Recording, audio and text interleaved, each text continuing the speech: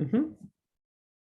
Yeah, Right. so great. Thanks for joining me today. And Thank you so, for asking me. sure. Yeah, so this is for this book I'm putting together. It's about climate investing. And I wanted to have a section from somebody who's done the Carbon Disclosure Project, CDP disclosures, to hear firsthand from you what your experience was. Um, so I had some questions that I sent you earlier. And if you could just start telling me about it, and I'll kind of prompt you and follow you along. So if you could tell us a little bit about the company that you work for and why they decided to do this in the first place. And Well, I work as a sustainability specialist in an Italian company, in an Italian fashion company that supplies fashion accessories to the most important fashion brands worldwide. We okay, supply natural materials, so like um, Carozzo.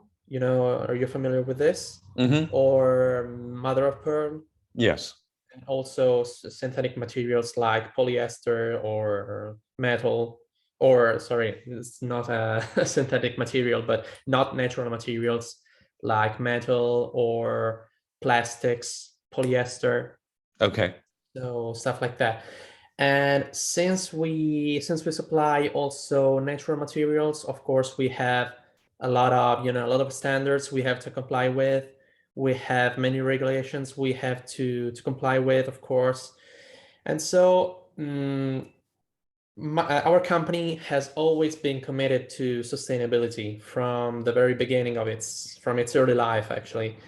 Mm, Basically, we started to get into the CDP, Carbon Disclosure Project, because my boss collaborates with some working groups in the United Nations, and so some entities, some authorities thought this could be a good opportunity for us to disclose our commitment to sustainability. And we only failed the environmental and climate change field of the CDP, because CDP is divided into different areas. It's the water, and water, and another area that I do not remember, but we are not into that because we do not hold a production department in okay, our facility. So we only showed our commitment to sustainability in the sense that we commit to all the regulations of course, of fishing, mm-hmm. of the shells. And we also comply to many of the SDGs, not only of the water or climate SDGs. We also comply to many social SDGs, because our company was the first one to locate the production and the cultivation and fishing of shells in protected areas where the shells are born. So in Middle Asia or Australia, Tahiti. And we also involved the native populations in those processes. So we gave work, job opportunities to people who had no job opportunities. And of course, all these areas are how can I say, protected, and of course are controlled. So this is why we decided to join the CDP. And I personally filled the CDP questionnaire. And according to your question, I'm following your questions. And let me say, the main challenges of the CDP were since we are a small company, a very small company, it was really hard for us to gather all the information. Mm-hmm. At least it was for me difficult to collect all the information, because all the information we hold in our company are not stored on an online platform. It's just they are just stored in a database. We didn't implement a blockchain technology yet, so we have no automatic data, data collecting or data analysis. So it was hard for me to analyze the data because it was my very first experience with CDP, with the sustainability, sorry. It was my very first experience. So I started to get into sustainability just from that experience on. Okay. And massive quantitatives of data were involved. It was really, it was difficult to me to, in the first place, to understand what scope 1, scope 2, and scope 3 were. But then, of course, I was able to manage it. And the advantages we received from filling the CDP, actually, we gained a lot of competitive advantage because we got in touch with many companies after we filled the CDP that were really interested in our commitment and in our activity just because they read our CDP disclosure.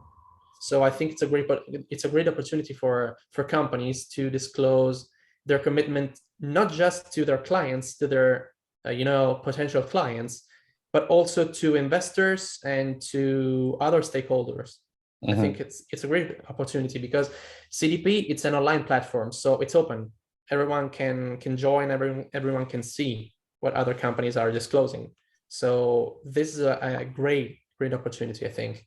Okay. Interesting. So did you only do CDP, or did you do some of the other ones like GRI, TCFD, the Global Reporting Initiative? Is GRI? Not yet. Okay. Not So yet. CDP was the only one, right? Yes. Okay. It's the only one by far. And did you make quantitative disclosures like your full scope 1, 2, and 3 emissions footprint? Okay. Yes. So, but sorry. Let me just add one thing. Another weakness of the CDP, I think, is that at least for the area I personally covered, there were no. The questions asked whether we used science-based targets or international standards that are internationally recognized. But I think it is not good that CDP does not provide a standard itself. I mean, after all the information are gained, all the information is collected, I think a good thing CDP could do is to develop some standards that could be internationally recognized. Okay. So what kind of standards?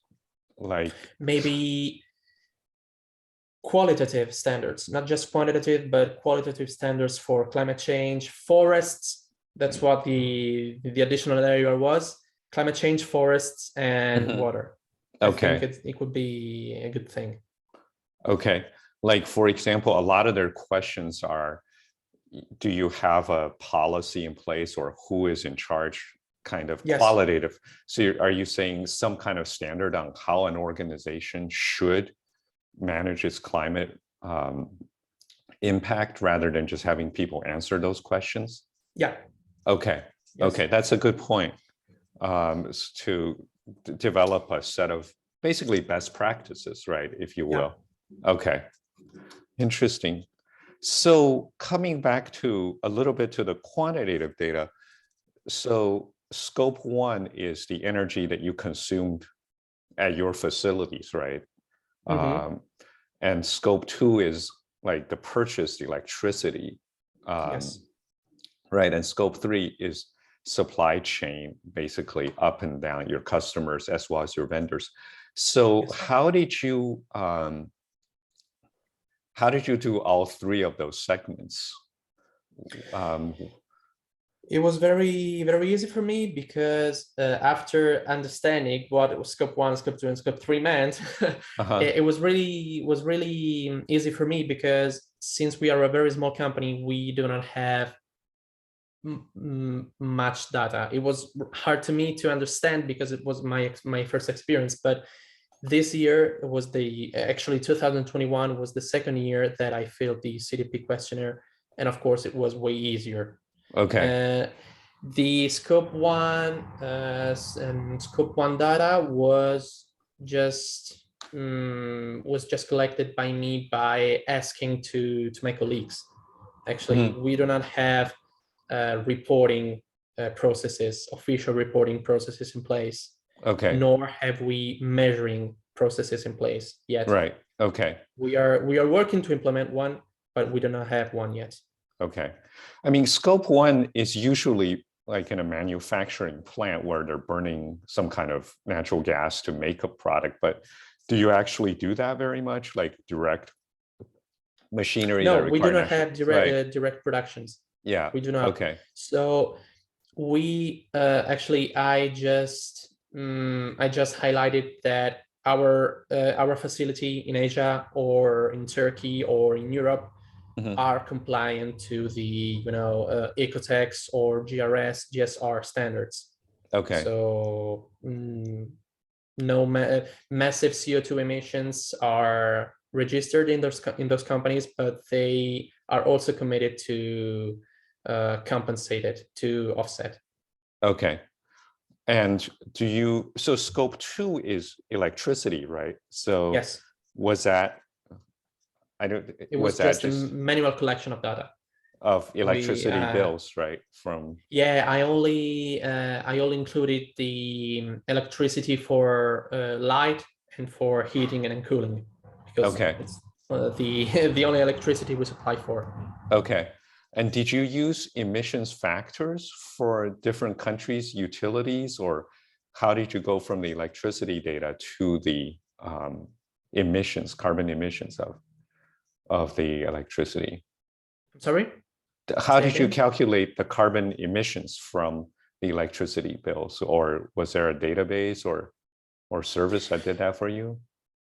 Uh, I Actually, it was just really something that was really amateur. Okay. I did it manually.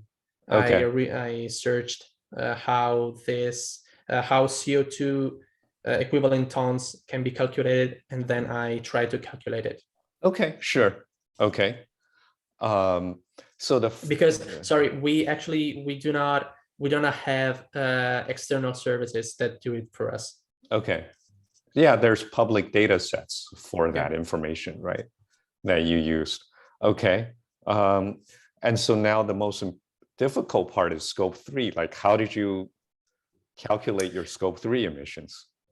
I asked our suppliers to send.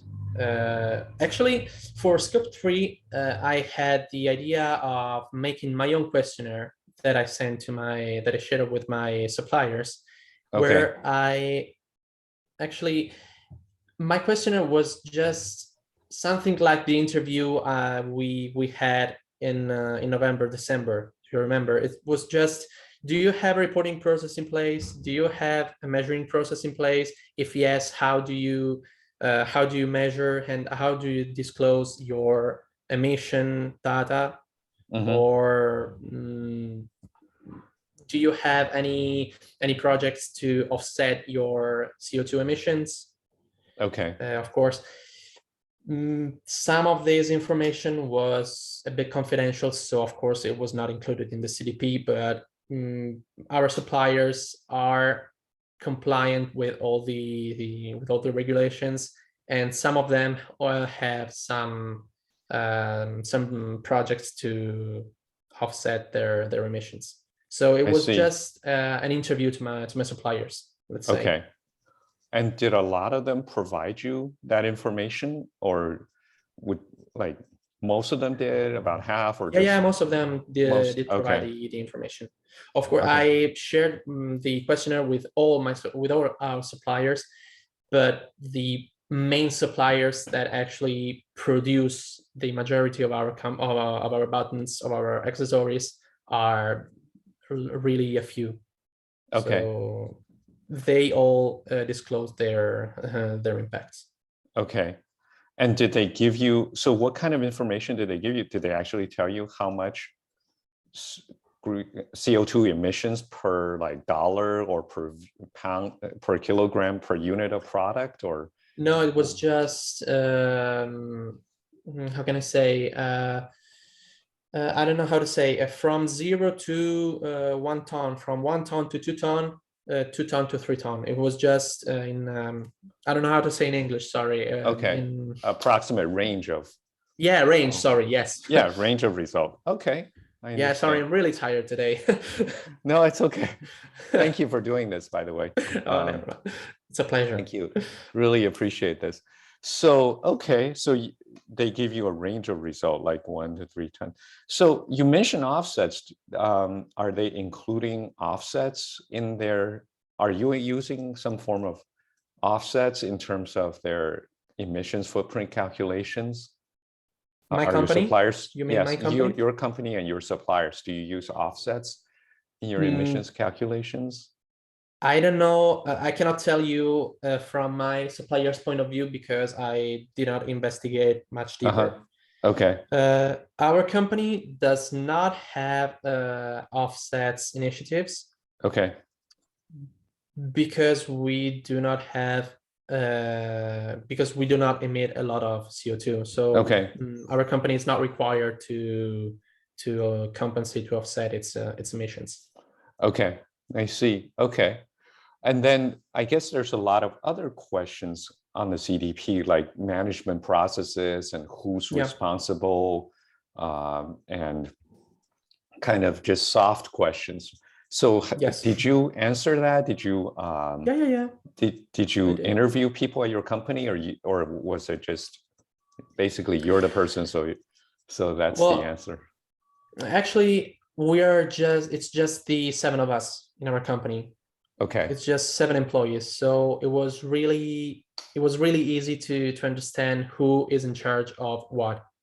And of course, we all work in the same facility. It's just one building, and I speak to all my colleagues every day. Mhm. So it is.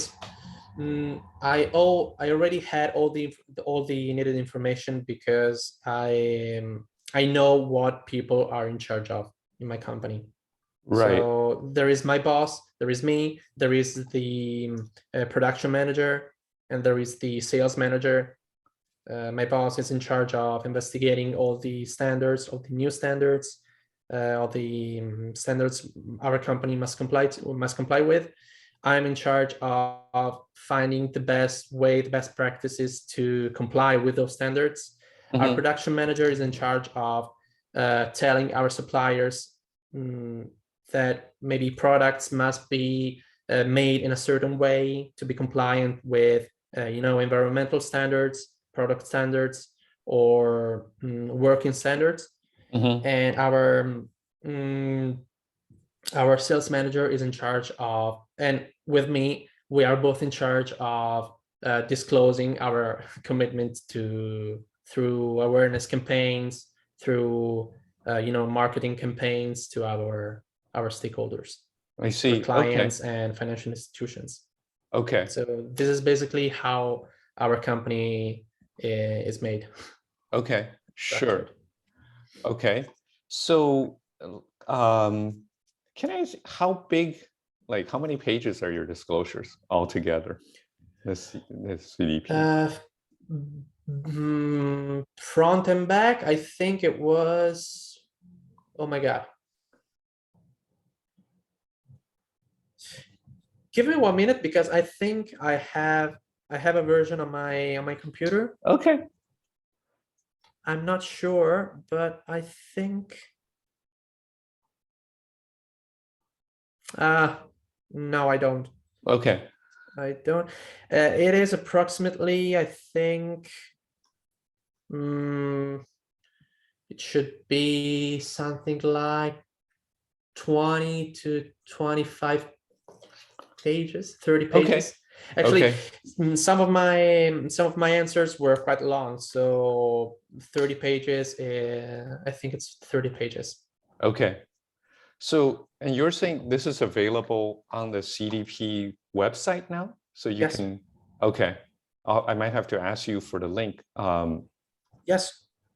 just to see, because I wasn't able to find the answers. And so let me ask you, now that you've done this, like I'm looking, for example, at the Adobe CDP disclosure. So I'll share my screen with you. And this is a really, theirs is really long. Theirs is like 100-some pages long, right?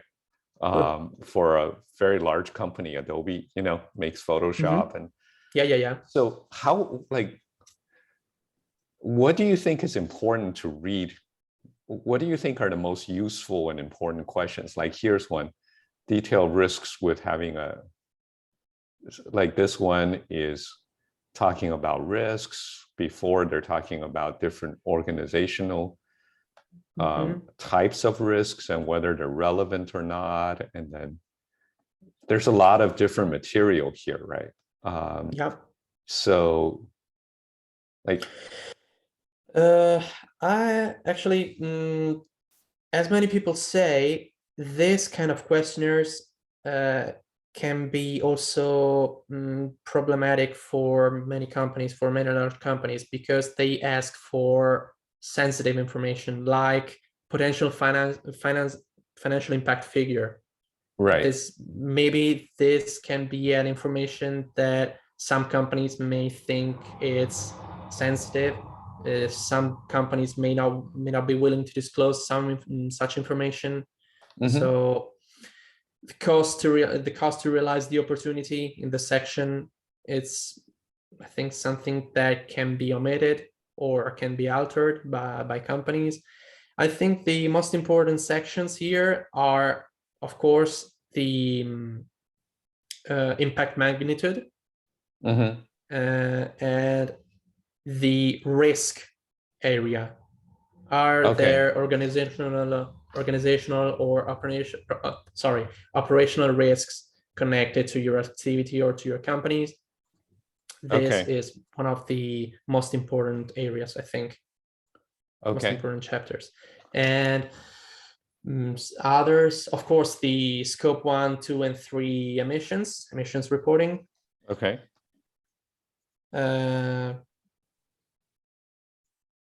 And maybe, let's say,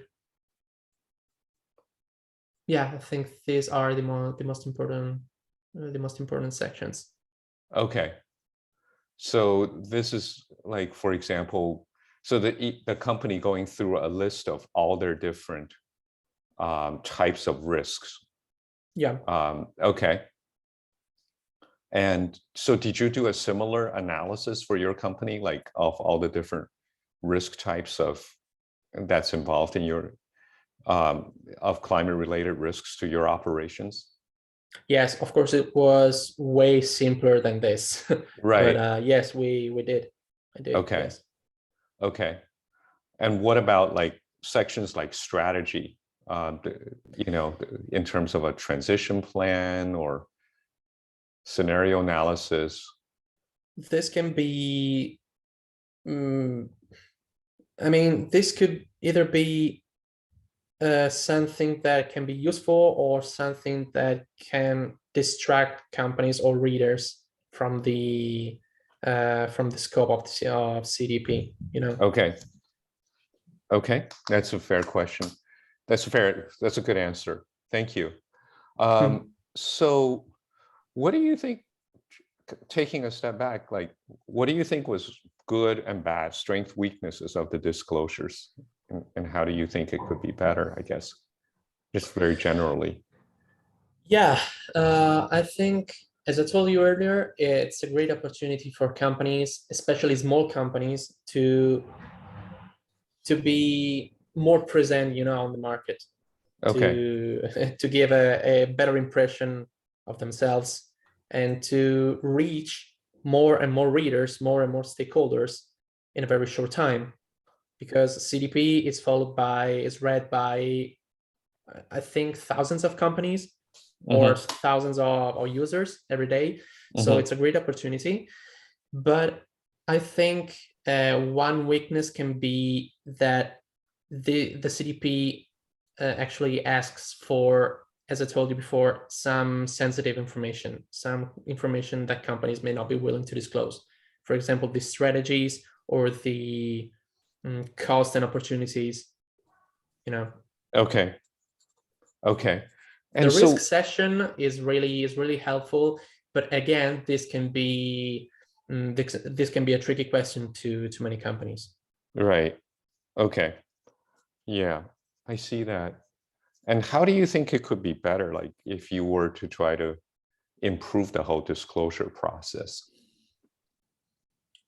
How can this be better? Um, well, it's a good question.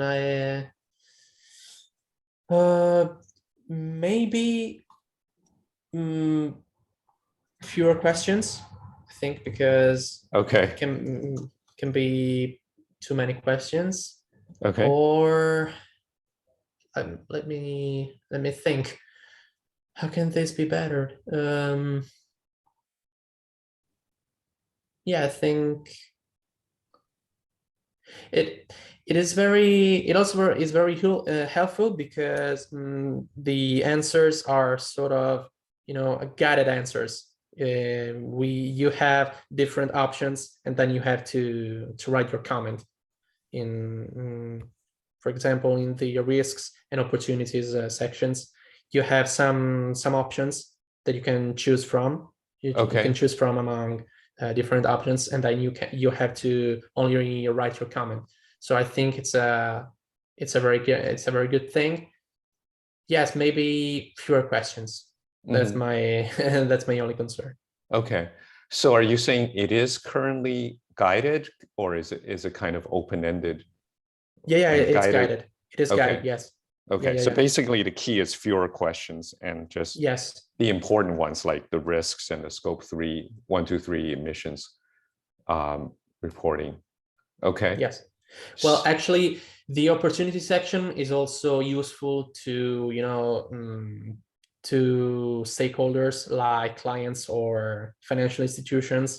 Okay. But for the very scope of the CDP carbon disclosure project, I don't think I don't think it's very useful for this purpose. Okay. So it's useful, but not for the carbon Yeah, and climate. Okay. Interesting. it And should be a different section of the CDP platform, I think. okay. So how was it prepared? Was it just one big document that you sent back to them? Or was it Yes. okay? And then In the first place, the first year in mhm, 2020, I downloaded the questionnaire on Excel, and then I uh-huh. uploaded and submitted on the website. In 2021, I just filled it online. Okay. Um, eh, this was way way simpler to do. Okay. Yeah. Interesting. Yes. Okay. So I'm just very quickly looking at their website now. Let me Mhm. share with you. So where do I find the results of the companies in their in the Uh, CDP website? Or how are people finding the surveys that you filled out? Actually, I don't know from here because since we logged in the CDP, we have our account. So Okay. I have the results of my questionnaire there on my account. Okay. So I guess it could be on data and insights, maybe. Okay. Or Okay. if you go on the research icon Uh-huh. on the top part in on the right, Sorry, he jumped to on the search. lens the Yeah, over here, right? Search response. Okay. search for a company. Yeah, Yeah. So for example, I guess. okay. Yes, there it is. Okay. Please sign in or register. Yeah, you need to register to Okay. see the disclosure. Okay. Great. Okay. Yeah, that's interesting. I did not know, because they also have data sets that they sell to companies of the responses. So I didn't realize where you could actually find these, but this is helpful to actually be able to find it on their website as well. Okay, so anything else I should know? I mean, anything? I'm trying to ask a lot of questions, but you're the expert here. No, I'm still learning. Yeah, me too. About this about the CDP. I'm sorry, I can only help you on the climate section Uh-huh. because we were not asked to fill the water and forest sections, but I guess they are very similar to the one I filled. Okay, So I great. guess my suggestions can always be good to forest and ocean sections, you know. Okay, great. All right. Well, thank you very much. Really helpful information, and I'll put this together and send it to you, and Good, we'll thank look you. through it together. Okay. Yeah, thank you.